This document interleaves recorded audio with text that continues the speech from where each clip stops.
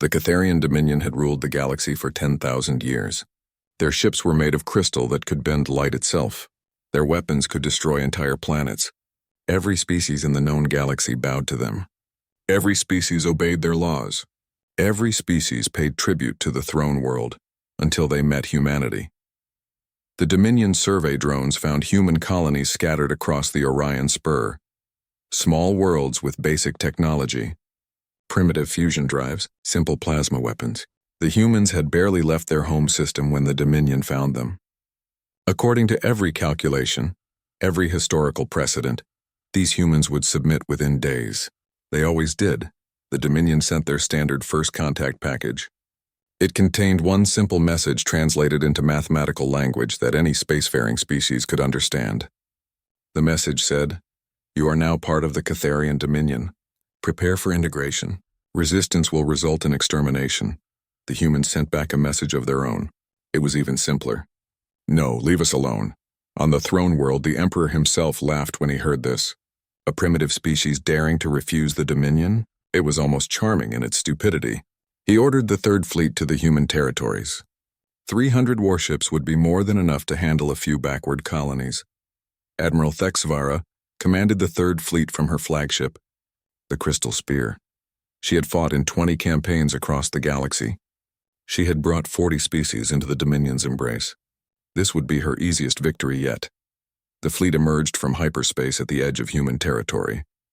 Their target was New Avalon, humanity's furthest outpost, a small colony of only 5 million people. It would serve as an example to the others. "All ships assume attack formation," Thexvara ordered. Her crew moved with practiced efficiency. They had done this hundreds of times before. The colony lay before them, orbiting a yellow star similar to Earth's sun. Thexvara expected to see defensive platforms, warships scrambling to intercept, desperate messages begging for mercy. Instead, she saw evacuation ships, hundreds of them streaming away from the planet like a swarm of insects fleeing a fire. "They're running," her tactical officer reported. "All civilian transports appear to be heading out system." Thexvara frowned. This was unusual. Most species tried to fight even when the outcome was certain. Pride demanded it. But these humans were simply evacuating everyone they could. "Perhaps they're smarter than we thought," she mused. "Very well. Let them run. We'll destroy their infrastructure and move to the next colony." The Third Fleet began advancing toward New Avalon, their weapons charged, ready to rain destruction on the empty cities below. That's when the sensors began screaming. "Admiral, massive energy signature detected behind the moon. Show me," Thexvara commanded. The main view screen shifted to show the planet's single moon. At first, nothing seemed unusual. Then something moved, something enormous. A ship emerged from behind the lunar surface. No, not a ship. It was too large to be called a ship. It was a mobile fortress, a city in space, a construct that defied every principle of naval architecture that the Dominion had developed over 10,000 years. The human Dreadnought was cylindrical, rotating slowly along its central axis. It measured over 15 kilometers from bow to stern and 4 kilometers in diameter. Its hull was dark, almost black, covered in what looked like irregular armor plates. Weapons bristled from every surface. Dozens of them. Hundreds of them. "By the eternal crystal," Thexvara whispered. "How did they build something that massive?" Her tactical officer's voice shook slightly. "Admiral, I'm detecting gravitational distortions around the vessel. It's affecting local space-time. That thing is generating its own gravity well. Impossible. That would require controlled singularities. Technology we don't even have." "Nevertheless, Admiral, the readings are clear." Thexvara stared at the Dreadnought. The UNS Indomitable, according to the identification signal it was broadcasting, a single ship against her entire fleet. The humans were either insane or supremely confident. "All ships target that Dreadnought. Concentrated fire. I want it destroyed in the first volley." 300 warships turned their weapons toward the Indomitable. Plasma lances, particle beams, fusion missiles, graviton torpedoes. The combined firepower of the Third Fleet could crack a planet's crust. It would surely overwhelm whatever defenses this primitive ship possessed. "Fire," Thexvara ordered. The void lit up with destruction. Energy weapons created brilliant lines across space. Missiles left trails of fire. The Dominion's finest weapons converged on the human Dreadnought from every angle. The shields absorbed everything. A sphere of shimmering energy surrounded the Indomitable, rippling where the weapons struck but never breaking. The ship sat there untouched as if the Third Fleet had thrown pebbles at a mountain. "Report," Thexvara demanded. "No damage to the target, Admiral. Their shields are holding at 98% capacity. Our weapons are being dissipated before they can reach the hull. That's not possible. Nothing can withstand that much firepower. Admiral, the human ship is powering weapons." Thexvara felt a chill run through her body. She had faced desperate enemies before, species fighting for survival, but she had never felt fear. Until now, the Indomitable's weapons fired. They weren't energy weapons. They were solid projectiles, chunks of metal accelerated to impossible speeds. But these weren't simple railguns. These were gravitational accelerators that used microscopic singularities to propel their ammunition to relativistic velocities. The first projectile hit the Dominion cruiser Eternal, Dawn at 60% the speed of light. The kinetic energy was so immense that the cruiser simply ceased to exist. It didn't explode. It didn't shatter. It transformed into an expanding cloud of superheated plasma and vaporized metal. The second projectile hit two ships that had been flying in close formation. It passed through the first one, leaving a perfectly round hole 5 meters wide, and struck the second ship head-on. Both ships broke apart like toys. The third, fourth, and fifth projectiles found their targets with mechanical precision. Each shot was death. There was no defense against weapons traveling at such speeds. By the time sensors detected the projectiles, they had already hit. "Evasive maneuvers," Thexvara screamed. "All ships scatter." The Third Fleet broke formation, ships diving in every direction. But the Indomitable's targeting systems had been designed by humans, a species that had been waging war on each other since they learned to throw rocks.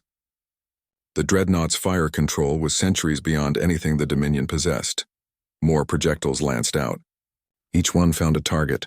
Cruisers, destroyers, frigates, all dying in flashes of light. The humans weren't just shooting. They were systematically eliminating the Third Fleet with cold, calculated efficiency. "Return fire. All ships, continuous barrage," Thexvara ordered.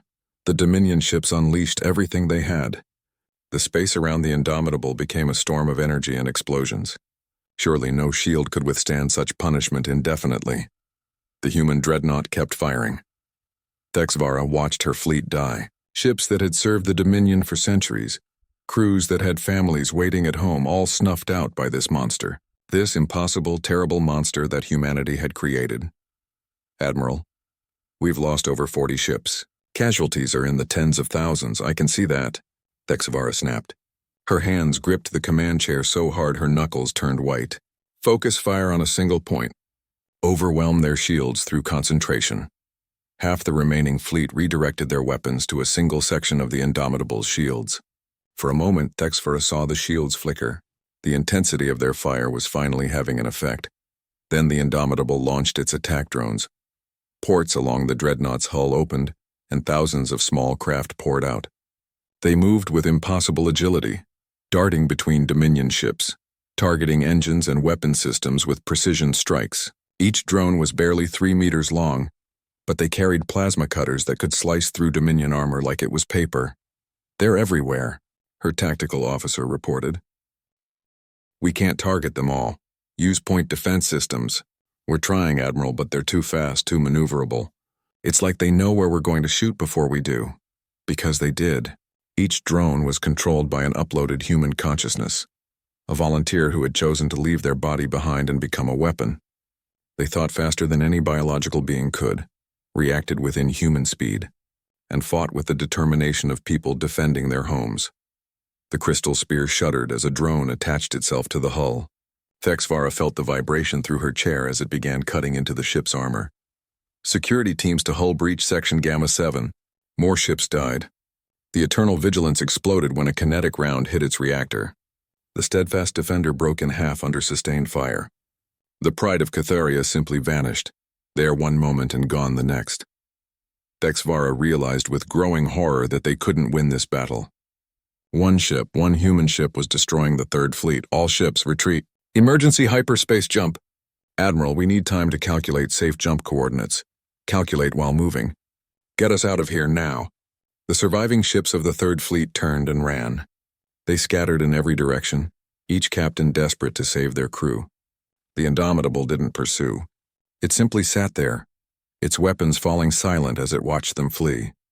In the end, only 12 ships escaped. 12 out of 300. Thexvara sat in her command chair staring at the tactical display. Behind them, the human Dreadnought remained at New Avalon, standing guard over the colony like a watchful giant. Ahead of them lay the long journey back to the throne world, where she would have to explain how she had lost 96% of her fleet to a single enemy vessel. "Send a priority message to the Emperor," she said quietly. "Maximum encryption. Tell him we've made a terrible mistake. These humans aren't primitives. Their technology is beyond ours, perhaps beyond anything in the galaxy. What should we tell him about their capabilities?" her communications officer asked.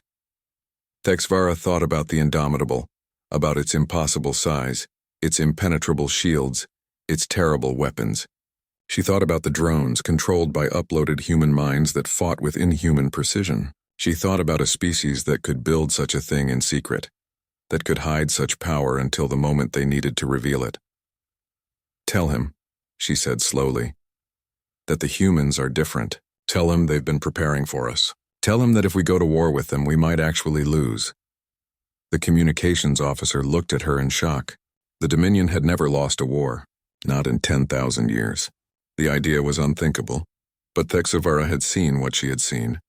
The Indomitable had destroyed her fleet with contemptuous ease, and she had the distinct impression it hadn't even used its full capabilities. How many more of those dreadnoughts did humanity have? What other weapons had they developed in secret? As the crystal spear limped toward home, its hull scarred by human drones, Thexvara understood that the galaxy had changed. For 10 millennia, the Dominion had been the supreme power. They had grown arrogant in their dominance, certain that no species could challenge them. Now they knew better. Now they had felt fear. The humans had fired the first shot in a war that would reshape the galaxy, and the Dominion, despite all its power and pride, was no longer certain of victory. Back at New Avalon, Captain Maria Rodriguez stood on the bridge of the Indomitable, watching the last Dominion ships vanish into hyperspace. Around her, the bridge crew remained silent, processing what they had just done. "All evacuation ships have reached safe distance," the tactical officer reported. "No civilian casualties." "Good," Rodriguez said. "Recall all drones. Damage report. Shields at 73% and regenerating. Minor hull damage to sections 12 and 18. No casualties. All weapon systems fully operational." Rodriguez nodded. The battle had gone exactly as planned. Humanity had known this moment would come eventually. For 50 years since they first detected Dominion survey probes, they had prepared. They had built the Indomitable in secret, hidden in the asteroid fields of the outer system. They had developed weapons the Dominion couldn't imagine. They had prepared for war while appearing weak. "Send a message to Earth," Rodriguez ordered. "Tell them Phase 1 is complete. The Dominion now knows we can defend ourselves." "And Phase 2? her executive officer asked. Rodriguez smiled grimly. "Phase 2 begins when they come back. And they will come back. Empires like the Dominion don't accept defeat gracefully."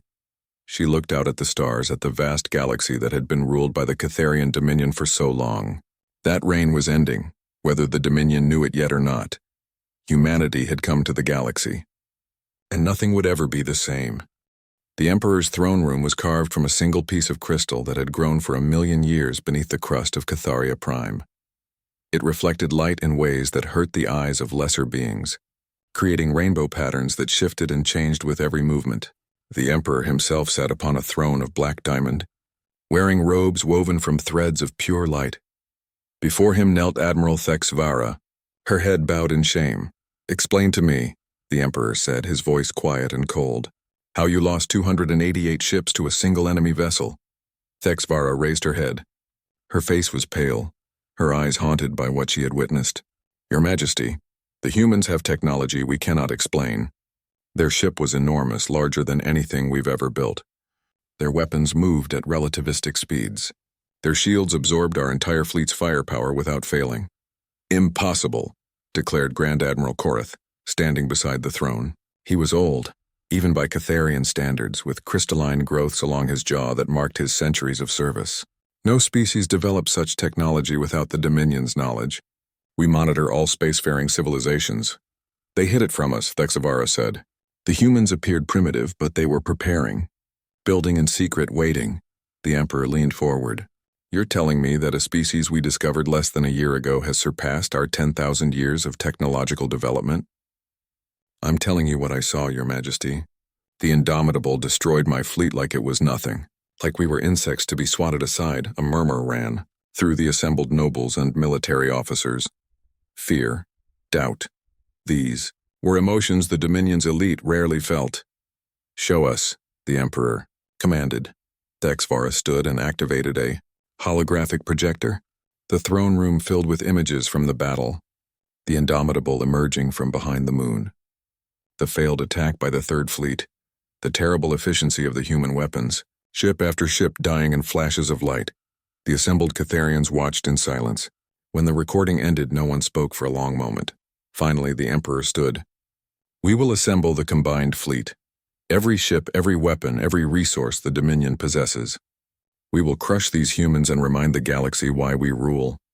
Your Majesty, Thexvara said carefully, perhaps we should consider negotiation. If they have more of these dreadnoughts, negotiation? Korath's voice dripped with contempt. The Dominion does not negotiate with primitives. We rule or we destroy. There is no middle ground, but enough. The Emperor's voice boomed through the throne room. You have shown cowardice, Admiral Thexvara. You fled from battle. You bring shame to the Dominion. Thexvara bowed her head. I accept whatever judgment Your Majesty deems appropriate. You will be stripped of rank and imprisoned until we decide your fate. Grand Admiral Korath will lead our response to this human threat. Guards moved forward to take Thexvara away. As they led her from the throne room, she cast one last look at the Emperor. Your Majesty, please. Don't underestimate them. The humans are not like other species. Silence her, the Emperor ordered. The doors closed behind her. The Emperor turned to Korath. How long to assemble the combined fleet? 6 months, Your Majesty. We'll need to recall ships from every sector of the Dominion. Make it 3 months. I want overwhelming force. I want the humans to see our armada and despair. As you command.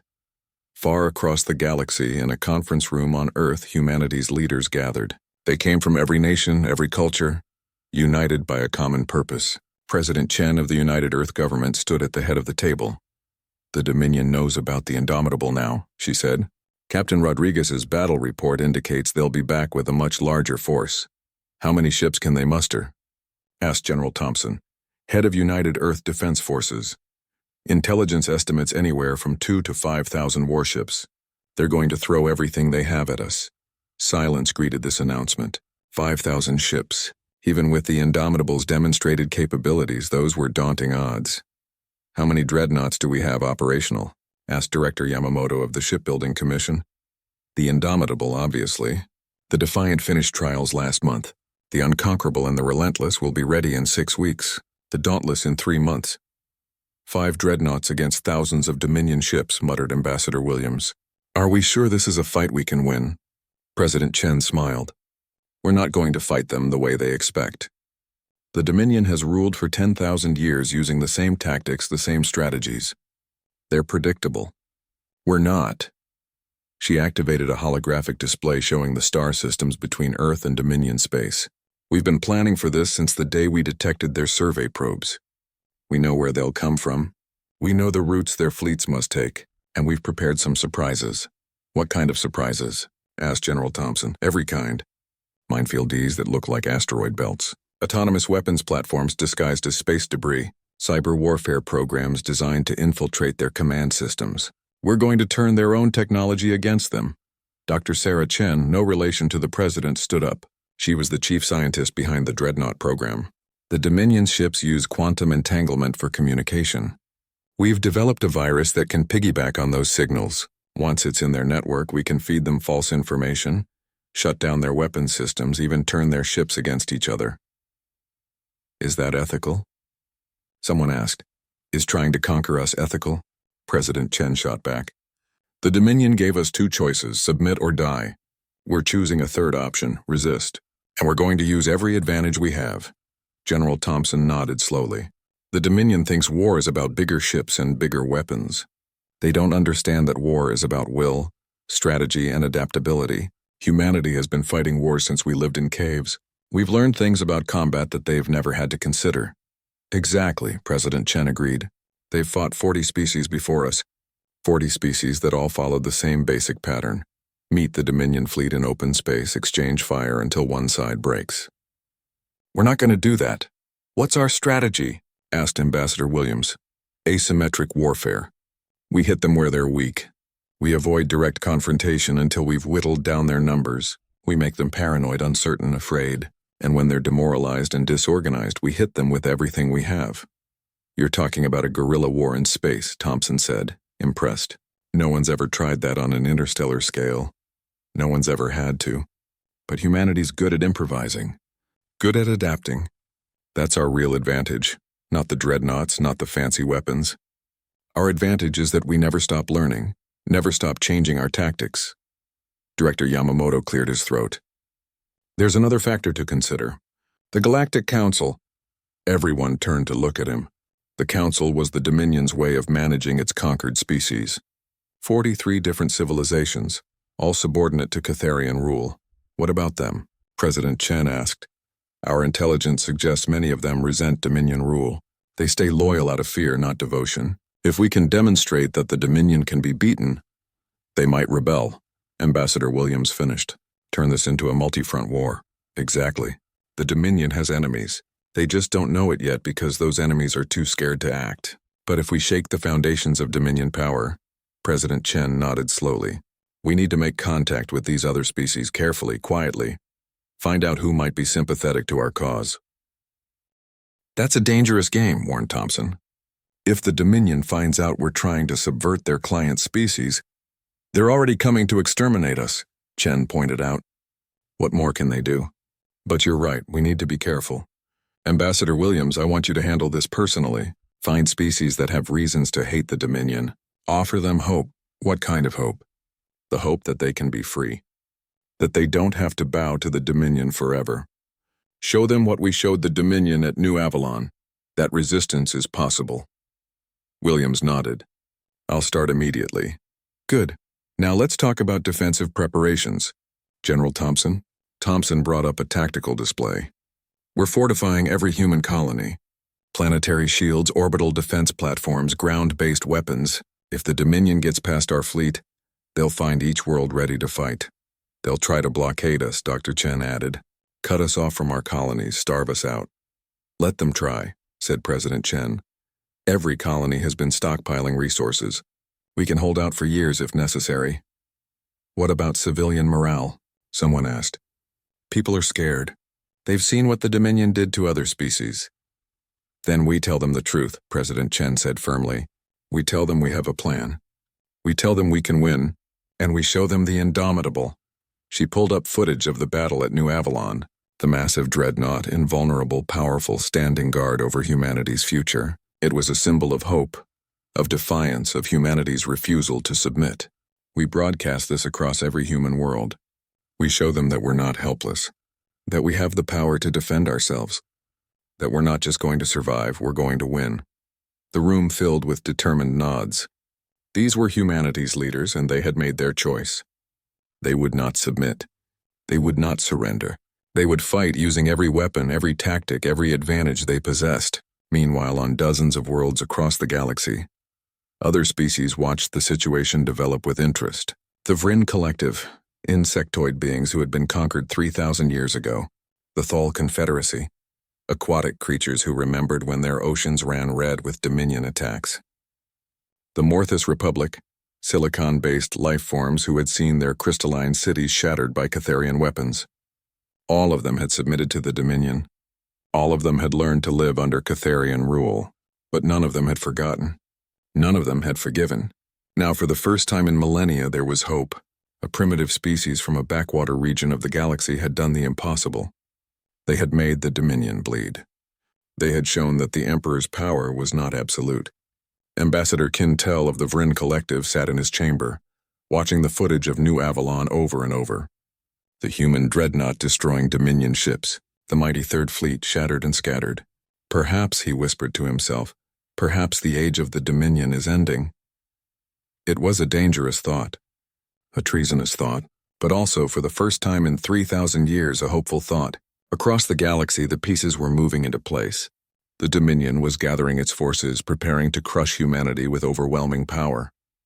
Humanity was preparing its defenses, ready to fight a war unlike any the galaxy had seen, and the subject species of the Dominion were watching, waiting, wondering if this might be their chance for freedom. The stage was set for a conflict that would reshape the galaxy. The Dominion had ruled unchallenged for 10,000 years. But humanity had entered the scene and they played by different rules.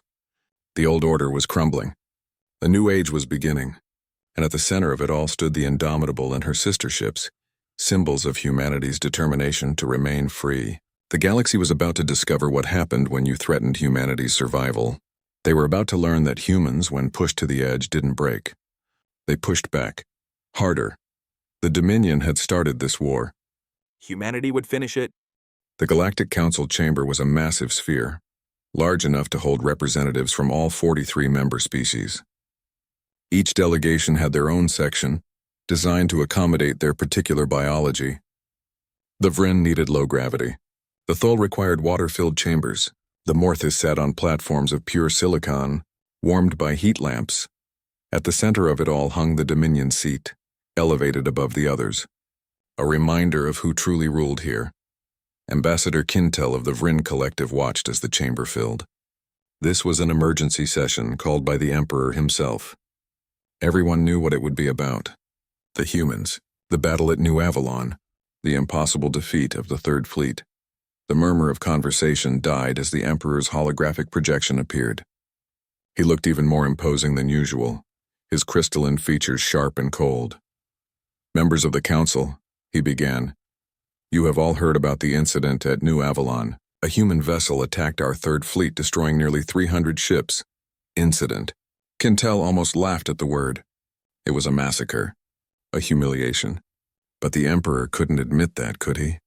To admit defeat was to show weakness, and the Dominion's rule was built on the illusion of invincibility. The humans have refused to accept Dominion authority. The Emperor continued. They have committed an act of war against the Galactic Order. Therefore, we are assembling the combined fleet. We will crush this rebellion and restore peace to the galaxy. Peace. Another interesting word choice. What the Dominion called peace, others called subjugation. However, the Emperor said, we require the support of all council members. Each species will contribute ships and resources to the combined fleet. There it was. The real purpose of this meeting. The Dominion wanted the subject species to help them fight humanity, to force those who had been conquered to help conquer others. Your Majesty, spoke Ambassador Terrell of the Morthis Republic, his silicon body reflecting the chamber's lights. What threat do these humans pose to the rest of us? They attacked only Dominion ships. They attacked the fleet that represents galactic authority, the Emperor replied. If we allow them to defy us, others may follow their example. Chaos would result. Would you want to return to the wars that plagued the galaxy before the Dominion brought order? The wars. Always the Dominion came back to that. Yes, there had been conflicts before the Catharians rose to power, but were they worse than 10,000 years of forced submission? We must present a united front, the Emperor continued. Show the humans that they stand alone against the entire galaxy. Kintel raised his foreclaw. Your Majesty, might I speak? The Emperor's eyes fixed on him. Cold. Hard. You may. Has the Dominion considered negotiation? Perhaps the humans have legitimate grievances. The temperature in the chamber seemed to drop. Several ambassadors shifted uncomfortably. No one questioned the Dominion's methods. Not openly. Legitimate grievances? The Emperor's voice was dangerously quiet. They have committed an act of war. There is nothing to negotiate.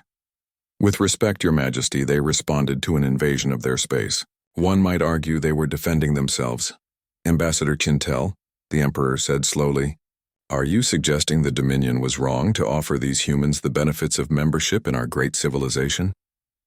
This was the moment where Kintel either backed down or committed himself to a dangerous path. He thought of his people, the Vryn, who had once soared free through their world's thin atmosphere before the Dominion came. He thought of 3,000 years of servitude. I'm suggesting, Your Majesty, that perhaps we should hear their perspective before committing to war.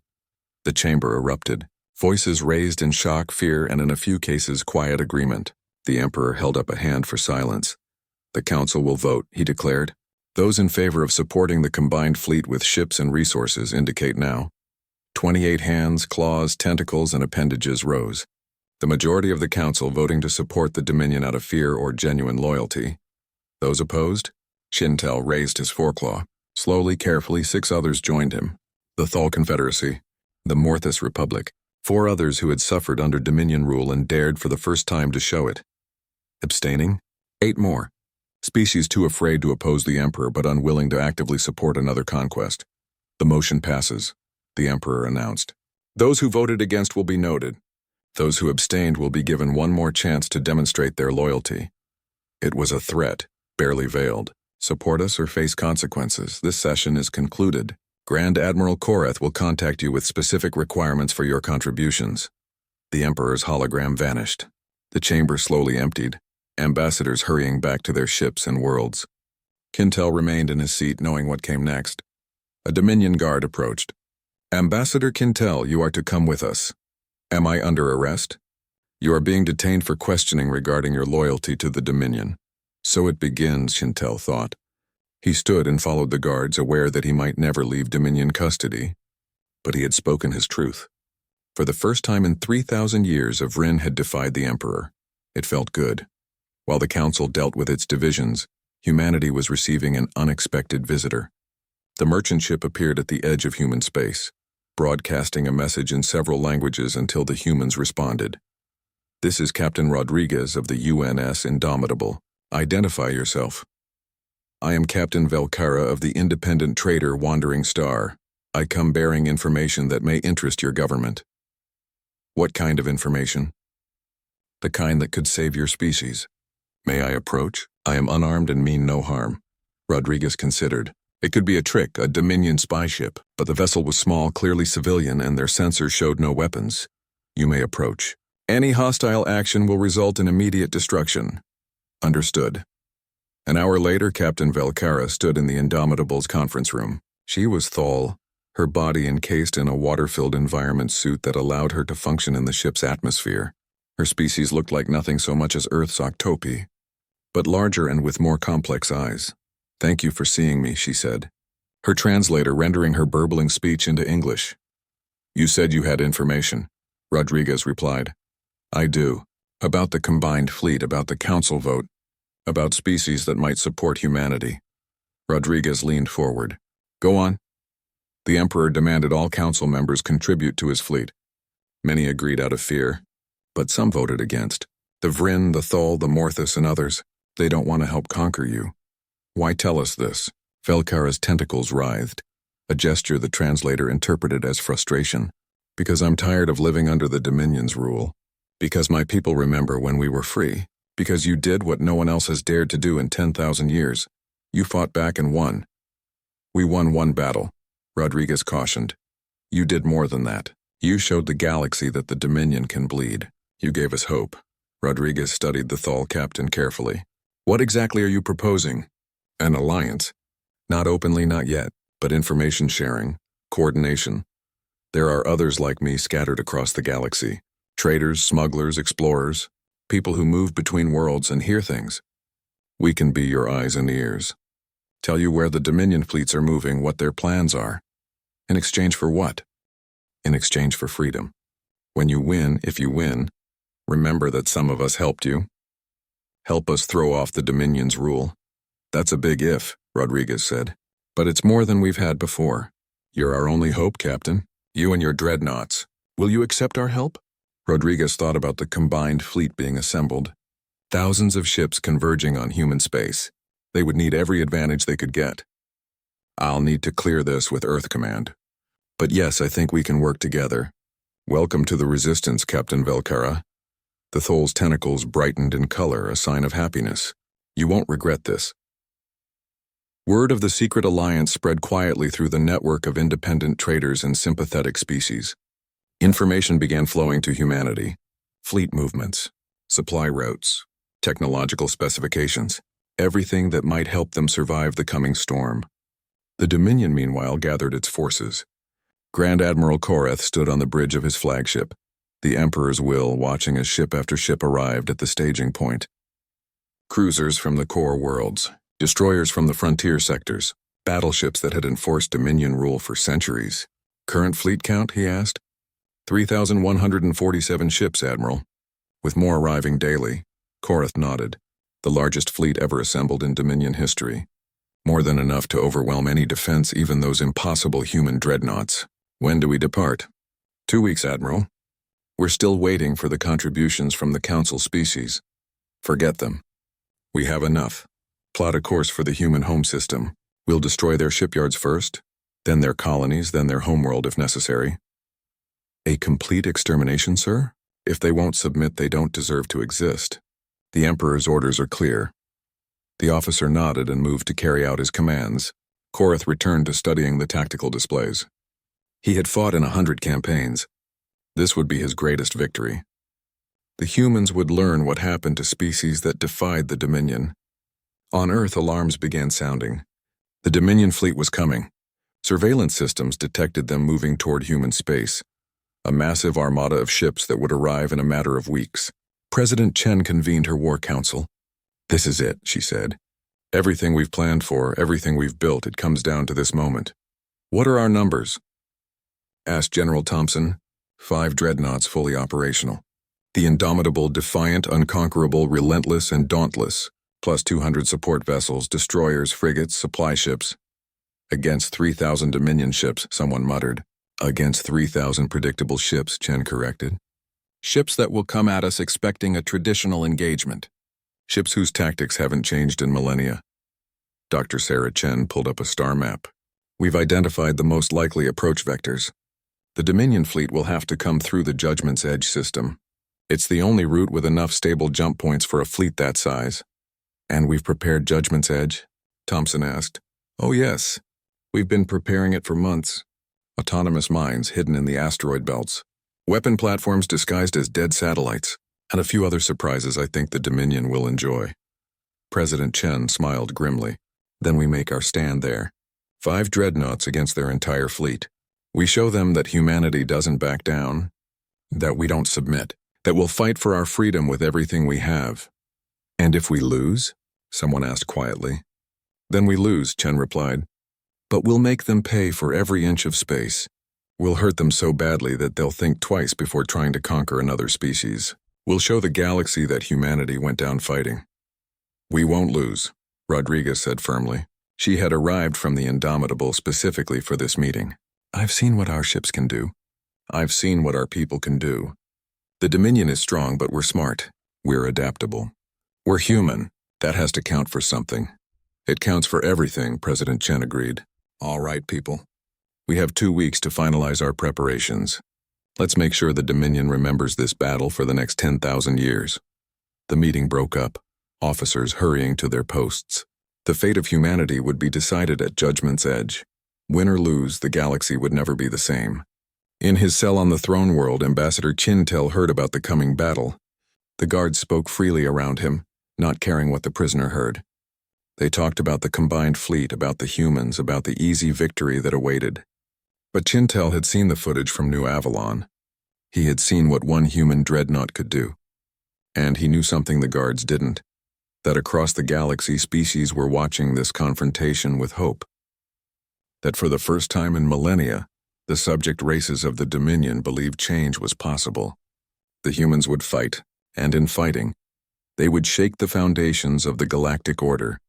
Whether they won or lost, nothing would ever be the same. The age of the Dominion was ending. A new age was beginning, and it would be written in the fire and fury of the Battle of Judgment's Edge. The Judgment's Edge system was unremarkable before the war. A yellow star, 3 rocky planets, 2 gas giants, and a dense asteroid belt that miners had been picking through for decades. Now it was about to become the most important battlefield in galactic history. Captain Rodriguez stood on the bridge of the Indomitable, watching her tactical display. The 5 human dreadnoughts were positioned throughout the system, each one a fortress waiting for the enemy. The Defiant near the asteroid belt, the Unconquerable orbiting the 3rd planet, the Relentless and Dauntless flanking the main approach vector, and the Indomitable itself positioned near the system's largest gas giant. All ships report ready, Captain, her tactical officer announced. And our surprises? In position. The Dominion won't see them until it's too late. Rodriguez nodded. Humanity had spent 2 weeks turning Judgment's Edge into a trap. Autonomous mines that looked like ordinary asteroids. Weapon platforms disguised as dead satellites and debris. Cyber warfare packages ready to infiltrate Dominion systems the moment they entered range. But the real weapon wasn't the hardware. It was the humans themselves. 5 ships crewed by people who refused to submit, who had trained for this moment, who understood that they were fighting not just for their own lives but for the future of their species. Captain Reeves of the Defiant reporting in, came a voice over the comm. All systems green. Ready to show these crystal bastards what humanity can do. Captain Okafor on the Unconquerable. My crew is eager, Captain Rodriguez. When do we expect our guests? Any moment now, Rodriguez replied. Remember the plan? We don't engage immediately. Let them come in, let them get comfortable, and then we spring the trap. And if they don't take the bait? Ask Captain Zimmerman of the Relentless. They will. The Dominion has been using the same tactics for 10,000 years. They'll come in expecting a traditional battle. Ships lined up nice and neat. They can't imagine anything else. Rodriguez was right. Grand Admiral Korath's fleet emerged from hyperspace exactly where humanity had predicted. 3,000 ships materialized in the void, their crystalline hulls reflecting the star's light. It was a magnificent sight, a demonstration of the Dominion's power that had made countless species surrender without firing a shot. All ships, assume formation, Korath commanded. Locate the human vessels. Admiral, we're detecting 5 large contacts. Configuration matches the Dreadnought we encountered at New Avalon. Only 5? Korath smiled. The humans are even more foolish than I thought. All ships advance. We'll overwhelm them with numbers. The Dominion fleet moved forward in perfect formation, lines of ships stretching across space, each one precisely positioned. It was beautiful in its way, a ballet of military precision. It was also exactly what humanity wanted them to do. They're in the kill zone, Rodriguez's tactical officer reported. Wait, Rodriguez ordered. Let them get deeper. On the throne world, the Emperor watched the battle through a holographic display. He sat on his throne, confident in his fleet's superiority. Around him stood his advisors, all wearing expressions of anticipation. The humans are vastly outnumbered, one advisor noted. This will be over quickly. As it should be, the Emperor replied. Let this be a lesson to any species that considers defying us. In the Judgment's Edge system, the Dominion fleet continued its advance. They were now surrounded by what they thought was empty space. In reality, they were surrounded by thousands of hidden weapons. Now, Rodriguez commanded. The trap was sprung. Asteroids that had sat dormant suddenly activated. They weren't asteroids at all, but autonomous mines with sophisticated targeting systems. They accelerated toward the nearest Dominion ships, moving too fast for point defense systems to track. The first wave of mines struck. Explosions rippled through the Dominion formation. Ships that had been intact one moment were crippled or destroyed the next. The perfect formation shattered as captains took evasive action.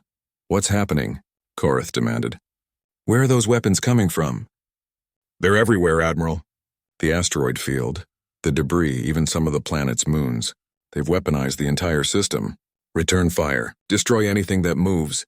But the mines were just the beginning. Hidden weapon platforms activated, revealing themselves to be far more dangerous than the debris they pretended to be. Plasma cannons, missile launchers, railguns, all opened fire simultaneously. The Dominion fleet found itself under attack from every direction.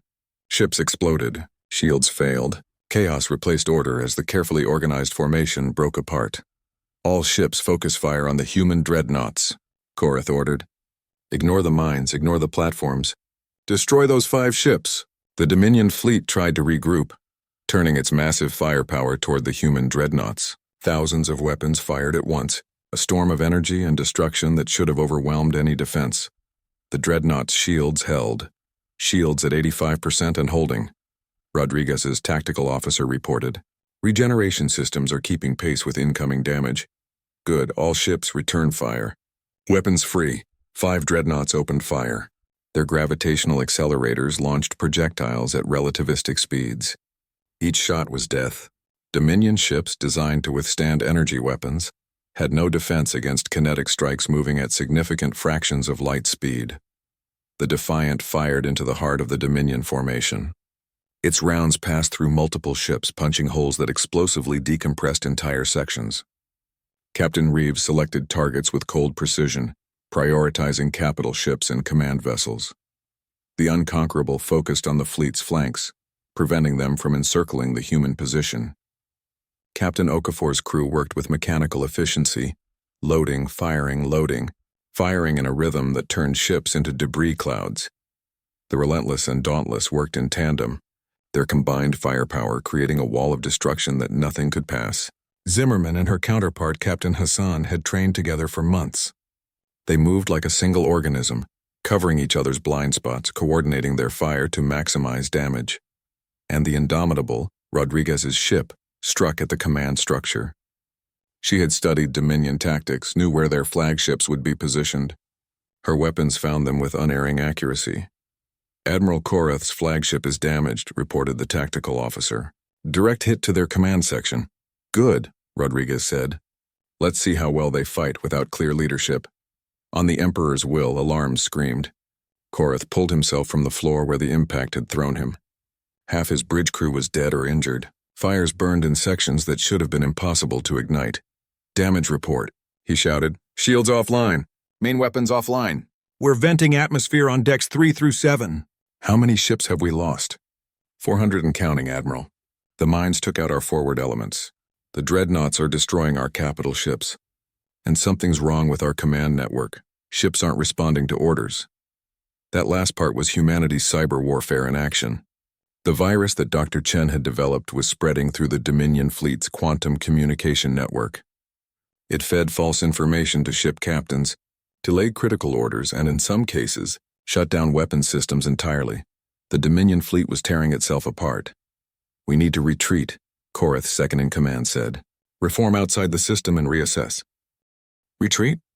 Korath's pride warred with reality. The Dominion never retreated, but they were losing. Ships were dying by the dozens. The humans had turned what should have been an easy victory into a nightmare. Admiral, we must. The Emperor's will shook again as another round struck. This one penetrated the weakened shields and tore into the ship's hull. Secondary explosions rippled through the vessel. All ships emergency retreat. Korath finally ordered. Fall back to Rally Point Gamma. The Dominion fleet turned and ran. But running was difficult when you were surrounded by mines, harassed by autonomous weapons, and being hunted by 5 dreadnoughts that could outrun most of your ships. Rodriguez watched them flee. Pursuit pattern Delta. Don't let them regroup. The 5 dreadnoughts accelerated, their fusion drives pushing them to speeds that Dominion ships couldn't match. They picked off stragglers, destroyed damaged ships that couldn't keep up with the retreat, and generally made the withdrawal as costly as possible. Captain, we're receiving a transmission from the Dominion flagship, the communications officer announced. Put it through. Korath's face appeared on the screen. He looked old, defeated, nothing like the proud admiral who had entered the system hours ago. Cease fire, he said. We're leaving your space. You've won. You attacked us, Rodriguez replied coldly. You came to exterminate us. Why should we let you leave? Because if we don't return to report what happened here, the Emperor will send another fleet. And another? He'll throw every ship the Dominion has at you. Rodriguez considered. They had destroyed a significant portion of the Dominion fleet, over 1,000 ships by current count. But they couldn't wipe them out entirely. Some would escape. And Korath was right. The Emperor would send more, unless the survivors brought back the right message. Go, Rodriguez said. Return to your Emperor. Tell him what happened here. Tell him that humanity will not submit. Tell him that if he sends another fleet, we'll destroy that one too. Tell him that the age of the Dominion is over. Korath nodded slowly. I'll tell him. I don't know if he'll listen. Then we'll keep teaching the lesson until he does. The transmission ended. The surviving Dominion ships fled the system, leaving behind the wreckage of their fleet. Over 1,000 ships destroyed. Tens of thousands of Catharians dead, the mightiest armada in galactic history, shattered by 5 human dreadnoughts and superior tactics. Casualties? Rodriguez asked. Minimal, Captain. Some shield damage, minor hull breaches, but no serious injuries. The Relentless took a hit to their secondary reactor, but they're already repairing it. Rodriguez allowed herself a small smile. They had won. Against impossible odds outnumbered hundreds to 1, humanity had won. Send a message to Earth, she ordered. Tell them the Dominion fleet has been defeated. Humanity remains free. Across the galaxy, reactions to the battle varied. On the throne world, the Emperor watched his fleet's destruction with growing horror. This wasn't supposed to happen. The Dominion didn't lose battles. They certainly didn't lose battles this decisively. Your Majesty, an advisor ventured carefully, perhaps we should consider negotiation. Negotiation? The Emperor's voice was quiet, dangerous. The Dominion does not negotiate with inferiors. But Your Majesty, they've destroyed 2 fleets. Our military strength is severely reduced. If they have more of those dreadnoughts, then we build more ships. We call up every reserve, we draft every able-bodied Catharian, Your Majesty, the advisor interrupted, risking the Emperor's wrath. Our subject species are watching. If we appear weak, they may rebel. The Vryn, the Thol, the Morthus, they all voted against supporting this war. What if they see this defeat as an opportunity? The Emperor fell silent. He hadn't considered that. For 10,000 years, the subject species had been cowed into submission. But now they had hope. They had seen the Dominion bleed. They had seen that the Emperor's power was not absolute. The foundations of his empire were cracking. In his cell, Ambassador Kintel heard the news from his guards. The Dominion fleet destroyed. The humans victorious. He felt his thorax swell with hope for the first time in centuries. Did you hear that? One guard said to another. The humans crushed us. 3,000 ships and they destroyed them. The Emperor will be furious. The Emperor should be scared. That last comment would have been unthinkable a week ago. But now, even the guards were questioning the Dominion's invincibility. Kintel closed his eyes and imagined his people soaring free through their world's skies once more. It was still a dream, but now, for the first time, it felt like a dream that might come true. On Earth, celebrations erupted. Humanity had faced the greatest military force in the galaxy and won. They had proven that they could defend themselves, that they deserved their place among the stars. But President Chen knew the war wasn't over. The Dominion would lick its wounds, rebuild its forces, and possibly try again, unless they could find a way to end this conflict permanently. She called for Ambassador Williams. It's time for Phase 3. We're going to the Galactic Council? We're going to the Galactic Council. We're going to show them that the Dominion can be beaten. We're going to offer them something they haven't had in 10,000 years. What's that? Chen smiled. A choice. The Galactic Council chamber had never been so full. Every species sent representatives. Some came officially with their government's blessing. Others came secretly, risking the Dominion's wrath. All of them came because they needed to see what would happen next. Ambassador Williams stood at the center of the chamber. She was the first human to address the full council, and she knew that her words would shape the future of the galaxy. The Emperor's hologram appeared in his elevated seat, but even through the projection, Williams could see the change. He sat differently now, less confident, more guarded. He was an emperor who had learned that his power had limits. The human representative will speak, the Emperor announced, his voice carefully neutral. Williams took a breath. Here goes everything, she thought. Members of the council, I stand before you today not as a conqueror but as a defender. Humanity didn't start this war. We simply refused to surrender our freedom without a fight. You destroyed 2 Dominion fleets, the Emperor interrupted. Killed hundreds of thousands of Catharians. After you sent those fleets to exterminate us, Williams replied calmly. We acted in self-defense. Nothing more, nothing less, murmurs rippled through the chamber. It was shocking to hear someone speak to the Emperor this way. Even more shocking that they were still alive to do so. The question before us now, Williams continued, is what happens next. The Emperor can send more fleets. We'll destroy them too. This cycle can continue until both our species are bled dry. Or, she paused, making eye contact with as many delegates as she could. Or we can choose a different path. What path? Asked Ambassador Terrell of the Morthus Republic. His silicon body reflected the chamber's lights in rainbow patterns. The path of equals. The path of cooperation, not domination. Humanity proposes a new galactic order, not an empire where one species rules all others, but a federation where every species has a voice, where decisions are made collectively, not imposed by force. The chamber exploded with sound. Some delegates shouted in support, others in horror. The Emperor's expression remained cold and still. You propose to destroy the Dominion, he said quietly. No, Your Majesty. We propose to transform it into something better. The Catharians are a great people with much to offer the galaxy. But so is every other species here. Why should your greatness require our submission? The Dominion has kept peace for 10,000 years, the Emperor replied. Before us, the galaxy was at war. Species fought species in endless conflicts. We brought order to chaos. You brought stability through fear, Williams countered. But now that fear is breaking. You've seen what happened after Judgment's Edge. How many of your subject species are questioning your rule right now? How long before that questioning becomes rebellion? She gestured around the chamber. Half the species here voted against supporting your war with humanity. They don't want to help you conquer us. Many of them have never wanted to be part of your empire. They simply had no choice. And you're giving them a choice? The Emperor's tone was dangerous. I'm showing them they have power. Power you can't strip away because it comes from within. The power to say no. The power to choose their own destinies. Ambassador Chintel rose in his section. He had been released from detention only hours before. A gesture the Emperor hoped would show mercy. Now he spoke, his voice steady despite the risk. The human speaks truth, Chintel said. For 3,000 years the Vryn have been part of the Dominion. Not by choice, but by conquest. We remember our freedom. We remember our sovereignty. And we want it back. Careful, Ambassador, the Emperor warned. Why should I be careful? Will you imprison me again?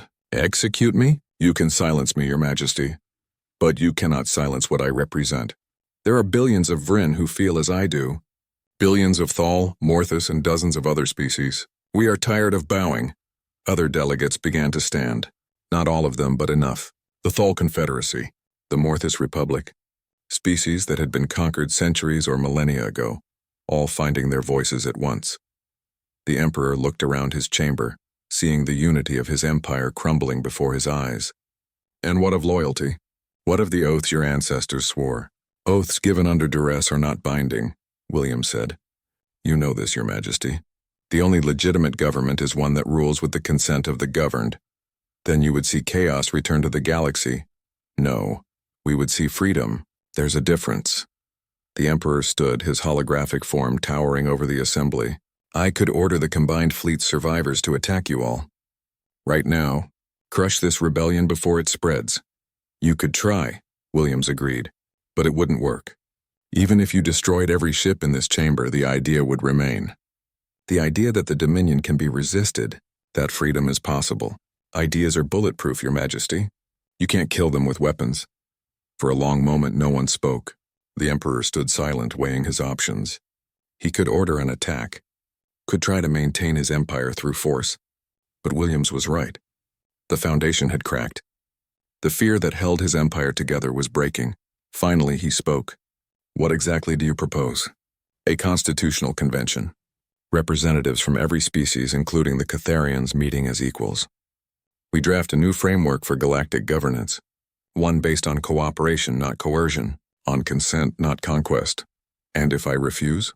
Williams met his gaze steadily. Then the galaxy descends into civil war. Species will rebel.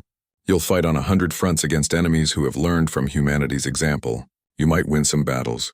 You might even win most of them. But you'll never have peace again. Never have the stability you claim to value so much. You're threatening me. I'm offering you a choice, Your Majesty. The same choice you refuse to give humanity. Submit or fight. But unlike you, we're offering a third option. Join us. Be part of something new, something better. The Emperor looked around the chamber, at the delegates standing in open defiance, at the ones sitting nervously, waiting to see which way the wind would blow, at his ancient empire, 10,000 years of dominance teetering on the edge of collapse. I will consider your proposal, he said finally. This session is adjourned. His hologram vanished. The chamber erupted in chaos, delegates arguing, celebrating, panicking. William stood at the center of it all, knowing that she had just changed the galaxy forever. 3 months later, delegates from 43 species gathered on a neutral world for the Constitutional Convention. The Catharians sent representatives, though not the Emperor himself. He had retreated to the throne world, watching events unfold with apparent detachment. But he was watching. And that was what mattered. The convention lasted 6 months. There were arguments, walkouts, and at least 3 near brawls. But slowly, painfully, a new framework emerged. The Galactic Federation would replace the Dominion. Each species would have representation proportional to their population. Decisions would be made by majority vote, not imperial decree. Military forces would be defensive, not offensive. Conquest was forbidden. The Catharians would remain important, even dominant in some ways. Their technology, their experience, their vast resources would ensure they had significant influence. But they would no longer rule alone. They would be one voice among many. Ambassador Chintel stood with Williams on the last day of the convention, watching delegates sign the new charter. "Do you think it will work?" he asked. "Honestly, I don't know. Democracy is messy. It's slow. It requires compromise and patience and a willingness to accept decisions you don't like. But it's better than tyranny, much better." They watched as the Catharian delegate approached the signing table. His hand trembled slightly as he placed his mark on the document. 10,000 years of imperial rule ending with a simple signature. "The Vryn are free," Chintel whispered. "For the first time in 3,000 years, we're free." Williams smiled. "How does it feel?" "Terrifying, wonderful, like learning to fly all over again." Back on Earth, Captain Rodriguez stood on the bridge of the Indomitable, looking out at the stars. The ship was being retrofitted, her weapons upgraded, her systems improved. Not for conquest, but for protection. The galaxy was changing, but it would always need defenders. "Captain, we're receiving a message from Earth," her communications officer announced. "President Chen wants to speak with you." Rodriguez activated the holographic display. Chen's face appeared, smiling. "Captain Rodriguez, the Federation Council has voted. You're being appointed as the first commander of the Federal Defense Fleet." Rodriguez blinked in surprise. "Ma'am? The galaxy needs protection, Captain. Not from external threats, we haven't found any, but from ourselves. From species that might forget the lessons we've learned. From the temptation to return to the old ways of conquest and domination. Your dreadnoughts will serve as a reminder, a symbol that the Federation will defend itself and its principles. It's a big responsibility. You've handled bigger. You faced down the Dominion twice and won. You can handle keeping the peace." Rodriguez smiled. "I suppose I can. What about the Catharians? Will they accept human leadership of the military?" "They don't have much choice. Besides, it was their representative who proposed it. They recognize that humanity has proven itself, that our dreadnoughts and our determination earned us this position." "Very well, Madam President. The Indomitable and her sister ships will serve the Federation." "I know you will." Chen out, the hologram faded. Rodriguez turned to look at her crew. They had been through so much together. Fought impossible battles, changed the galaxy. Now they would protect it. Helm set course for Federation headquarters. Let's go show them what humanity can do in peacetime. The Indomitable's engines hummed to life. The great Dreadnought, symbol of humanity's defiance, began its journey toward a new purpose. Not as a weapon of war, but as a guardian of peace. On the throne world, the Emperor sat alone in his throne room. The lights were dim. The crystalline walls that once reflected his power now seemed empty, hollow. Grand Admiral Korath approached, bowing deeply. "Your Majesty, the Federation has formally established its government. The transition is complete, I know. The people are adjusting. There are protests, but also celebrations. Some Catharians mourn the Empire. Others welcome the change." The Emperor nodded slowly. "History will judge us, Korath. They will say the Dominion ruled for 10,000 years and then fell. They will debate whether we were conquerors or peacekeepers, tyrants or guardians. What do you think we were, Your Majesty?" The Emperor considered. "We were necessary once. The galaxy needed order and we provided it. But we stayed too long, held too tightly. The humans taught us that. They showed us that our time had passed. Do you regret it? The war, the conflict, everything we lost? No. Pain is often the only teacher that can reach the proud. We were proud, Korath. Perhaps too proud. The humans humbled us. That might be the best thing that ever happened to the Catharian people." Korath looked at his Emperor with new understanding. "You knew we couldn't win." "Not really. I suspected. The humans were different from the beginning. Innovative, adaptable, determined. They reminded me of what we were millennia ago before we became comfortable in our dominance." The Emperor stood. "Come, we have much work to do. The Dominion is dead, but the Catharians will endure. We'll find our place in this new galaxy." Across the stars, the change rippled outward. Species that had been silent for centuries found their voices. Cultures that had been suppressed began to flourish. Art, music, philosophy, science all exploded in a renaissance of freedom. There were problems, of course. Arguments over borders, disputes over resources, species that tested the Federation's limits. But they were solved through negotiation, not conquest. Through cooperation, not domination. And when threats did emerge, when violence threatened the fragile peace, the dreadnoughts were there. 5 massive ships, symbols of humanity's refusal to submit, now standing guard over all species' freedom. Williams stood in the Federation Council chamber, now as Earth's permanent representative. She watched delegates from dozens of species debate the issues of the day. They argued passionately, sometimes angrily, but always peacefully. This was what they had fought for. Not just humanity's freedom, but everyone's freedom. The right to choose. The right to speak. The right to shape their own destiny. The Galactic Empire had stared in horror as it couldn't stand against humanity's dreadnoughts. But in falling, it had given birth to something greater. A federation of equals, a galaxy of free peoples, a future worth fighting for. Years passed. The scars of war faded, though they were never forgotten. Monuments were built on New Avalon at Judgment's Edge and on a dozen other worlds. They honored those who had died, both human and Catharian, both victor and vanquished, because in the end everyone had lost something in the war, and everyone had gained something too.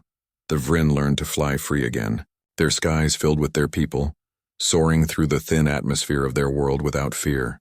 Chintel, now the elected leader of his people, would often take to the air himself, feeling the wind beneath his wings and remembering what freedom cost. The Thal expanded into new oceans, their aquatic cities growing beyond anything the Dominion had allowed. Captain Velkara became an admiral in the Federal Defense Fleet, commanding a fleet of her own. She never forgot that day she approached the Indomitable with hope and information, starting the alliance that helped bring down an empire. The Morthus Republic flourished, their silicon-based technology merging with human innovations to create wonders. Ambassador Tyrell became the Federation's chief scientist, overseeing projects that benefited all species equally. Even the Catharians found new purpose. Without the burden of ruling through fear, they rediscovered their own culture. Their crystal cities grew more beautiful. Their art became more expressive.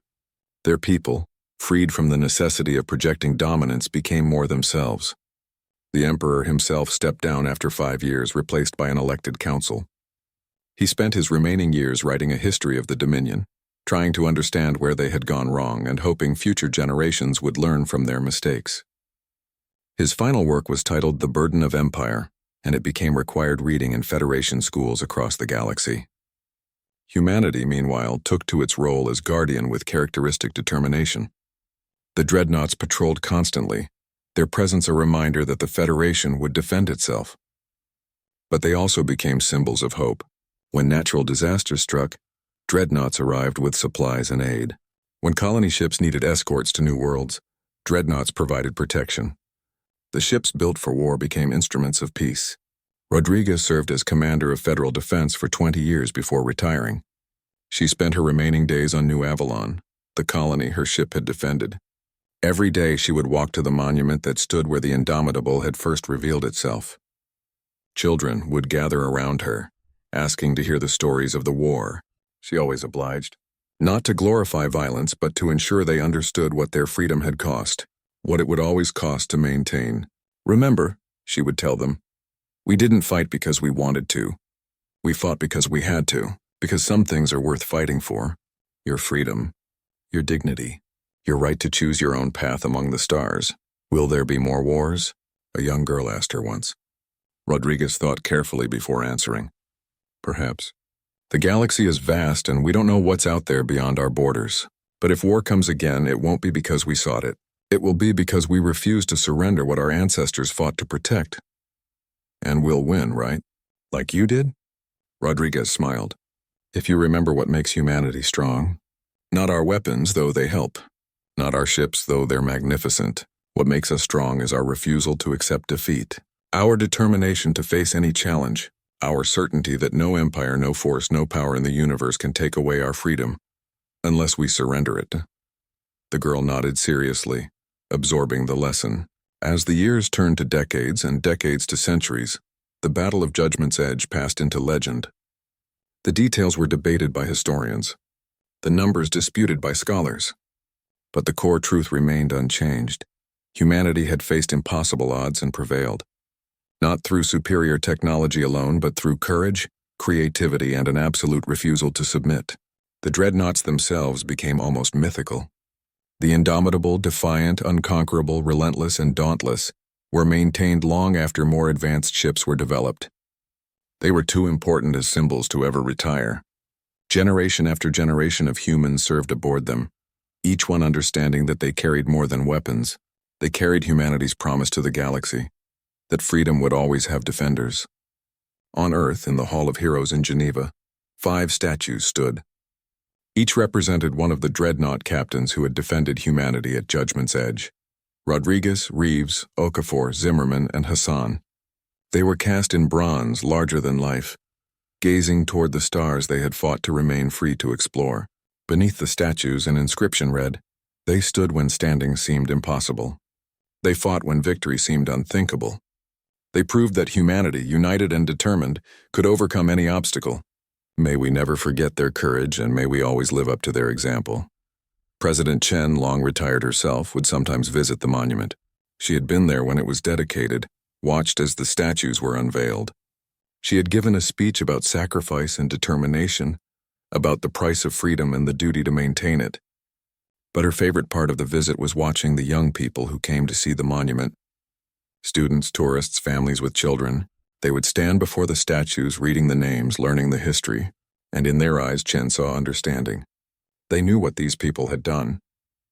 They knew what it meant. The story of humanity's defiance had become part of the Federation's founding myth. Every species knew it. Every child learned about the day 5 ships faced 3001. It inspired them, reminded them that they too could face impossible odds, that freedom was always worth fighting for. The galaxy had changed in ways the Dominion could never have imagined. Trade flourished between species that had never been allowed to meet.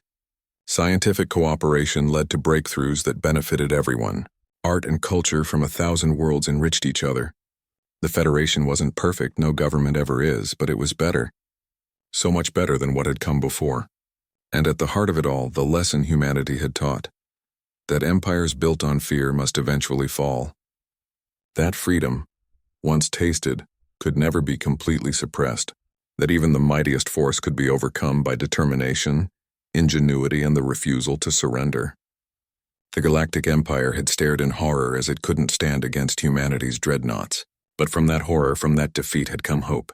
Hope for a better galaxy. Hope for a freer future. Hope that all beings, no matter their size or strength, could determine their own destiny.